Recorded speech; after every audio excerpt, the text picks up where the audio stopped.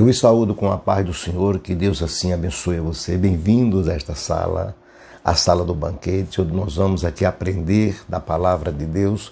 E o nosso tema de hoje é Aprendendo com Maria, a mãe de Jesus. Então toda criança ela passa por dilemas na vida, por problemas na vida. E eu fui uma criança que vim de um lar não cristão. Minha avó não era evangélica, minha mãe não era evangélica, meu pai também não. E eu me criei praticamente no berço católico. E naquela época os católicos ensinavam a cada um de nós a chamar os crentes de protestante ou de nova seita. Então, como meu pai não era católico nem protestante, não gostava de ouvir falar de Jesus, e nem do céu, nem do inferno, ele dizia que era neutro. E a minha mãe também era católica apostólica romana, né? Totalmente diferente. E eu, com meus 5 anos de idade, eu passei a frequentar a igreja católica na companhia da minha avó, que tinha como referência o Frei Damião. Era o referencial daquela época. E lá eu aprendi a amar a Maria, a mãe de Jesus, mesmo sem ter tanto conhecimento, mas através do Padre Maurício e o Frei Damião. Na ausência destes, éramos assistidos pelas freiras e as beatas, inclusive a minha avó, vó Sabina Magalhães, que era o nome dela, era uma das beatas. Com meus 7 anos de idade, houve um transtorno, minha mãe foi acometida de uma enfermidade, desenganada pelos médicos, fui para o hospital, e lá o hospital, o médico, doutor Osório, disse que ela não tinha mais como viver, porque já estava desenganada. E aí a minha tia, que era evangélica protestante, como a chamavam, fez uma visita a ela naquele domingo à tarde, falou de Jesus para ela e disse assim: Lourdes, faça um voto. E ela: mas o que é voto? Ela explicou o que era voto. Minha mãe só sabia o que era fazer promessa. Aí ela fez um voto com Jesus. E ela disse: faça um voto. Mas o que é voto? É você promete algo a Jesus que você possa fazer, mas faça com fé. Aí minha mãe pegou, fez aquele voto. Não tinha mais esperança, não tinha mais nada e tal. E ela fez. Quando a minha avó saiu, minha mãe não dormia, não comia, só via sedada, sentindo muitas dores, aguardando a hora só da morte. Aí minha mãe fez um voto e disse para Jesus, se Jesus curasse ela, ao sair do hospital para cuidar dos seus filhos, que eram 6 comigo, a primeira saída de casa seria para a igreja, e uma igreja evangélica, e esta era a Assembleia de Deus, e assim aconteceu. Então, naquele domingo, que os médicos não sedavam, porque era a hora que eles esperavam os familiares para conversar, e já estava esperando, chamou meu pai, chamou todo mundo e disse: olha, dessa semana ela não passa. Mas como meu pai tinha uma ajuda muito grande da usina São João, doutor Renato Ribeiro e tal, ela ficou lá. E ela não comia, não bebia, não dormia, ficava lá só no soro. E ela fez um voto. E quando mais ou menos ela ia ser sedada às 8 horas, mais ou menos 6 horas da manhã, da noite, após terminar, todo mundo saíram, ela adormeceu. E ela teve uma visão que chegava um médico e fazia uma cirurgia e dizia para a enfermeira que ela estava completamente curada. Isso era mais ou menos meia-noite quando ela se acordou. Ela tirou a agulha do braço, levantou, comeu biscoito, creme crack, banana, doce, que estava tudo no armário, que era para as enfermeiras. Ela comeu, tomou água, foi no sanitário e voltou e andou no corredor e assustou todo mundo. Quando a enfermeira, que era Eurides, chamou o médico, doutor Osório, e quando ele viu, disse: olha, ou aconteceu um milagre ou a morte veio buscá-la. E ela deitou, dormiu, sem ser sedada, amanheceu o dia bem, sem sentir dor nenhuma, chamou a atenção de todo mundo. Isso era 8 dias após que ela teve essa visão, ela teve alta, e a saída de casa foi para a Igreja Assembleia de Deus, na cidade de Santa Rita, na Paraíba. Foi uma cura maravilhosa. Lá fomos recebidos pelo pastor José Augusto, depois veio o pastor Severino Ludovico de Andrade, que nos ensinaram coisas maravilhosas, e lá eles se entregaram para Jesus. Então eu passei a viver outro dilema, muito difícil para mim, pois eu só tinha 7 anos de idade, não sabia conciliar as coisas. Como nós sabemos que os extremos nunca são bons, e a partir daí passei a me deparar com 2 extremos. Por quê? Primeiro eu aprendi na Igreja Católica que para ser salvo e receber as bênçãos de Deus, só através de Maria, a mãe de Jesus. E por isso eu passei a amar, a adorar, porque nós pedíamos a ela e ela pedia a Jesus por nós. E nas missas não se ouvia falar no nome de Jesus, nem tampouco no nome de Deus. Quando falava no nome de Deus, falava no Eterno. E hoje tem muita gente copiando isso e falando. Então, eu passei a amar a Maria e adorar. Quando passei a acompanhar meus pais na igreja protestante, era o contrário. Não podia falar o nome de Maria, mãe de Jesus, só o nome de Jesus. E isso deu um nó na minha cabeça. Era muito criança. Antes eu amava Maria em primeiro lugar, e agora, conforme as instruções que eu recebia, evitava falar o nome dela, por isso me causava muitas e muitas dúvidas sobre isso. Por quê? Na igreja evangélica me ensinaram só uma verdade, que ela não podia salvar e nem interceder, e era uma verdade, e nada mais. Então, mediante esses ensinos, eu vi as interrogações, mas será que a Maria, mãe do nosso Salvador, não tem nada não deixou nada para nos ensinar, para falar alguma coisa? Tinha alguma coisa errada, será? Eu fui crescendo e a curiosidade foi aumentando proporcionalmente. Então, com o passar dos anos, estudando a Bíblia, fui descobrindo um manancial dos ensinos deixados por ela. Maria deixou ensino na Bíblia? Eu vou te provar que deixou. É muito prático. E eu falava comigo mesmo, se ela é a mãe de Jesus, criou Jesus, mesmo não possuindo o poder de interceder por nós, com certeza ela deixou algo bom para nós. Ela foi mãe do nosso Salvador, então precisamos descobrir. Foi estudando a Bíblia Sagrada, o Evangelho de João, no capítulo 2, onde narra o primeiro milagre de Jesus, fui despertado a aprender com Maria. Parece incrível, mas não é.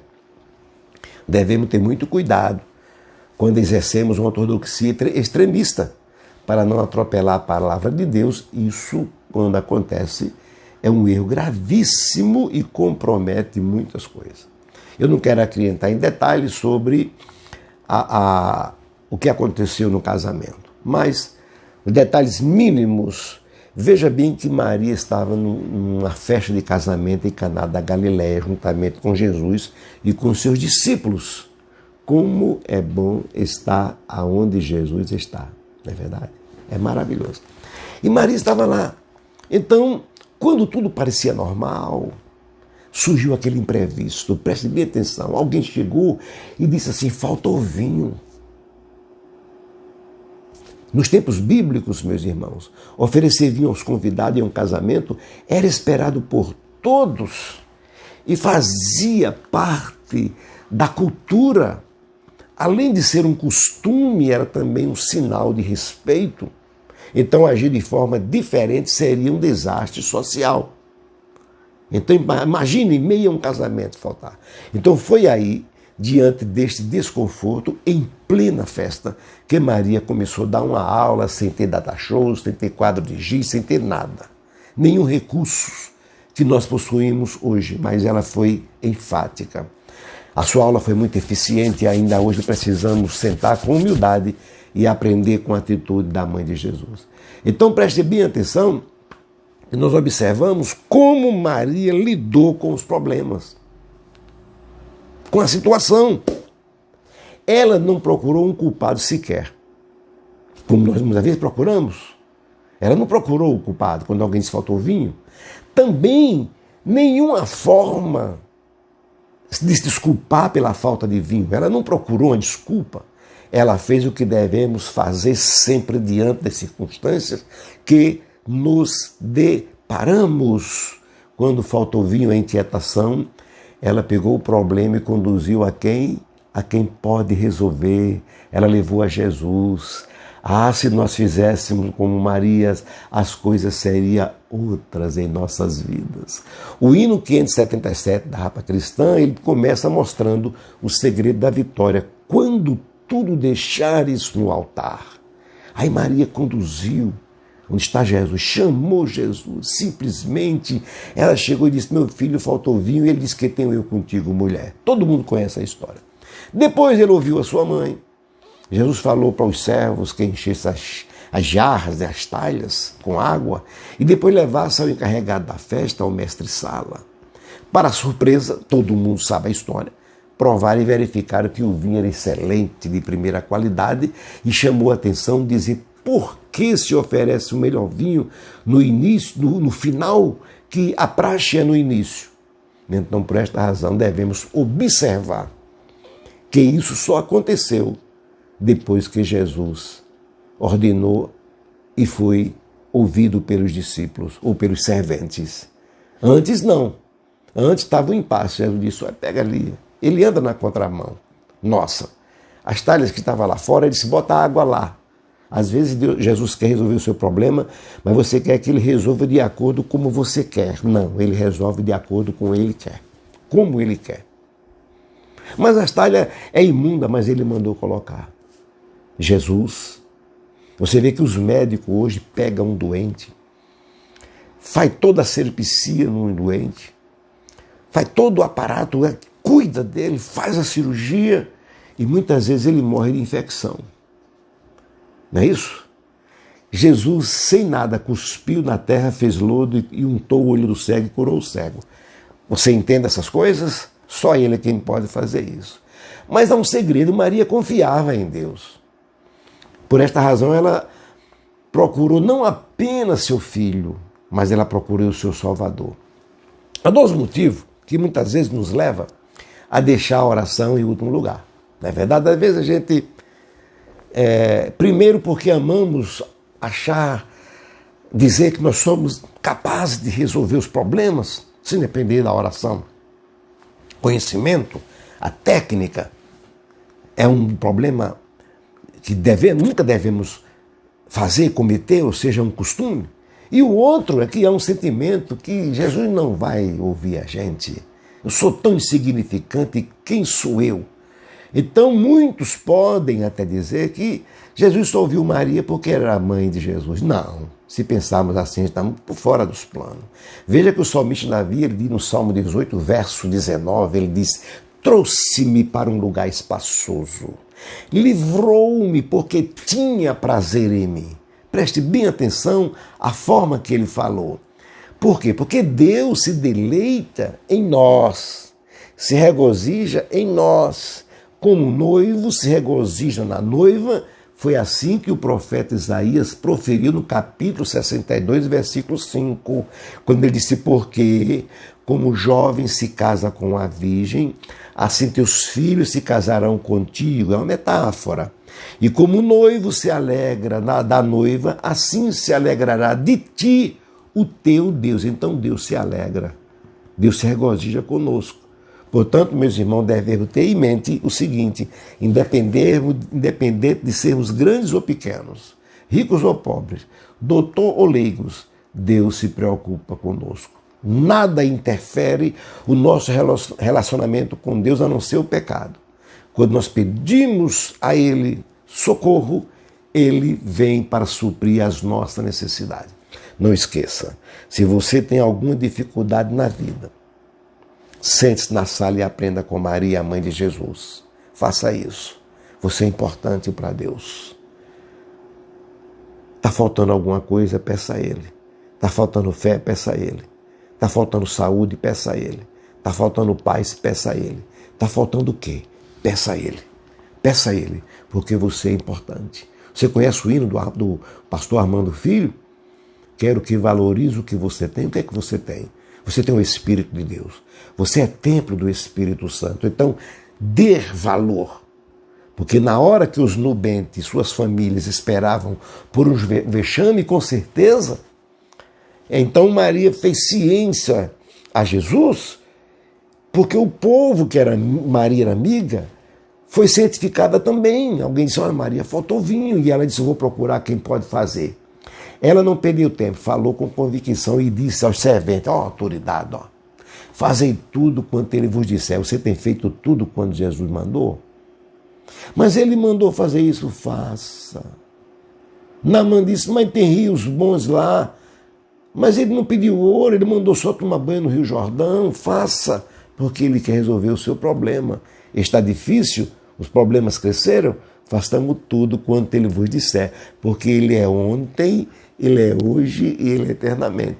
Aprendamos com Maria, identificaremos os problemas, levaremos a Jesus, façamos o que ele nos disser e descansaremos nele enquanto ele age. Que Deus assim abençoe a você, meu irmão, minha irmã, que não há problema que Jesus não possa resolver. Faça o que ele mandar você fazer, que ele é o mesmo, ainda há tempo e ele tem uma bênção para você. Não esqueça de se inscrever, eu agradeço a todos vocês que inscreveram neste canal. Não esqueça de se inscrever. Quando você visualizar, deixe o seu like, você vai ajudar muito esse canal, para que a gente alcance outros. Faça o seu comentário, procure outro para se inscrever, vá lá, fulano, passa para alguém, compartilha, porque Deus tem uma bênção para você. Que Deus te abençoe, que Deus te ajude e até a próxima, se Deus assim o permitir, aprendendo com Maria, a mãe de Jesus. Amém.